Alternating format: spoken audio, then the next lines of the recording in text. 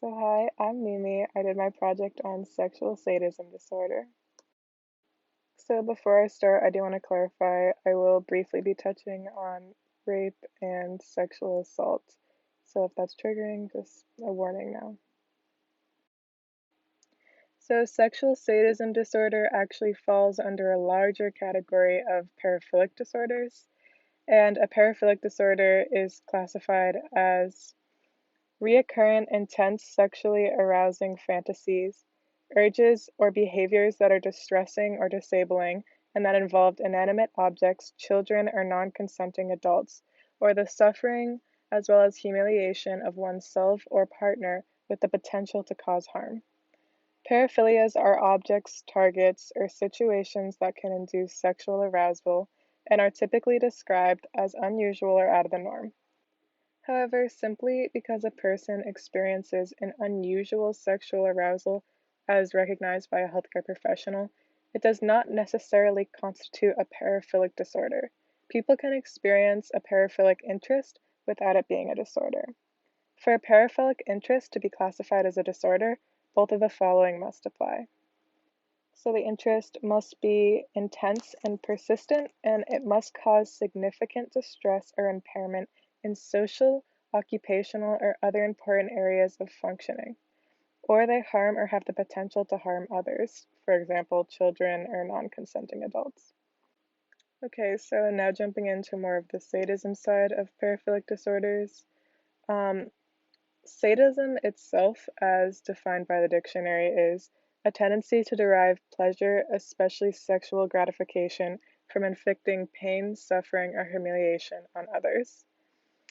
So, some examples of sadism is a sadist might enjoy inflicting pain on others, cherishing the ideas of others being in pain, thinking it is all right to cause pain to others, fantasizing about hurting others, enjoying humiliation of others to keep them in line, or asking their partners to submit to various forms of sexual acts, such as bondage, gagging, slapping, hair pulling, and choking. And it's important to classify that sadism is not always a disorder and can be practiced legally and safely between consenting adults, and we'll get more into that on the next slide. Okay, so to be diagnosed in the DSM-5, a person must meet both requirements.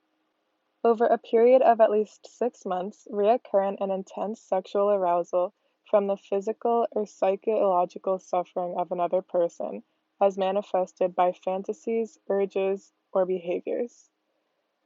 The individual must have also acted on these sexual urges with a non-consenting person, or the sexual urges and fantasies cause clinically significant distress or impairment in social, occupational, or other important areas of functioning. There is also the Severe Sexual Sadism Scale, which is an 11-item yes or no screening tool that indicates sexual sadism within forensic cases that could be sexual in nature. And there's also the Sex Offender Risk Appraisal Guide that can be used to assess violent tendencies, as well as differentiate between BDSM and an actual disorder.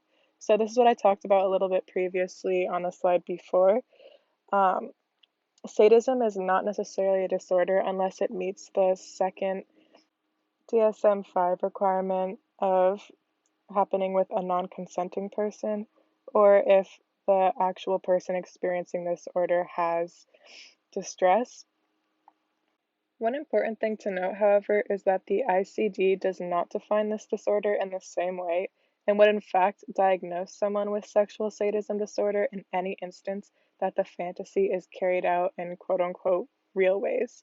So if the partner is actually being harmed opposed to just like a role play situation, even if the partner has previously consented to being physically harmed. So there's a little bit of a disconnect between the DSM and the ICD.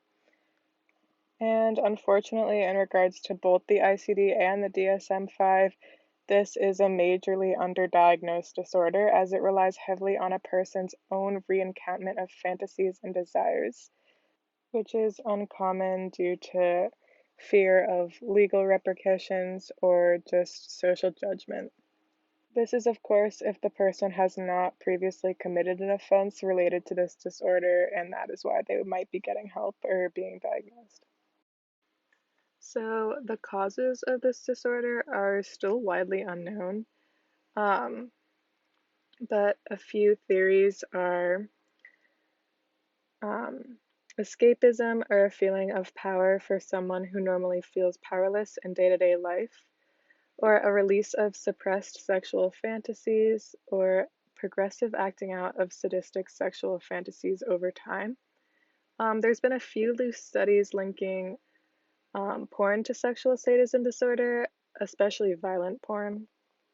A study of 512 men and women in Mozambique showed that men's frequent exposure to pornography was correlated with sadistic behavior by men towards women.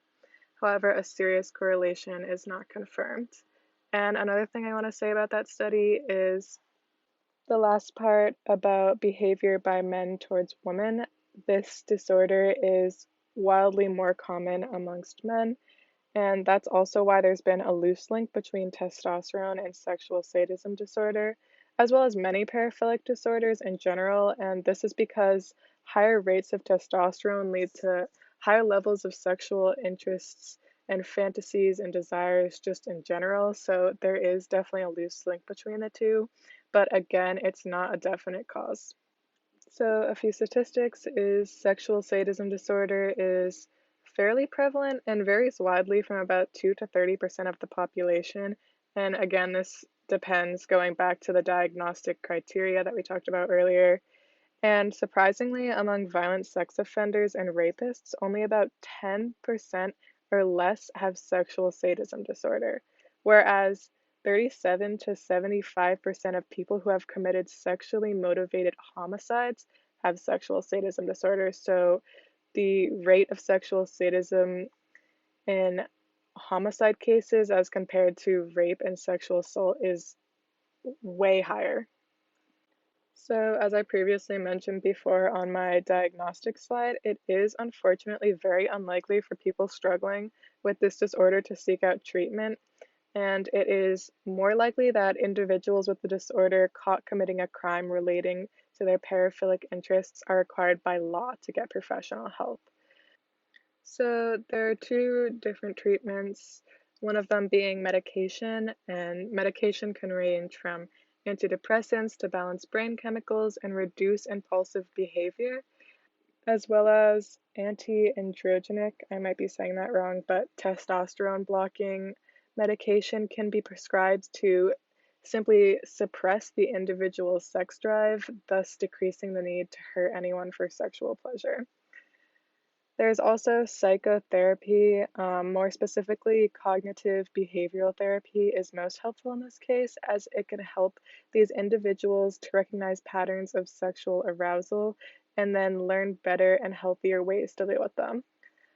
Cognitive reconstruction may also be helpful for the individual to identify and overcome their harmful thought patterns. So the last slide's just works cited, and thank you for watching.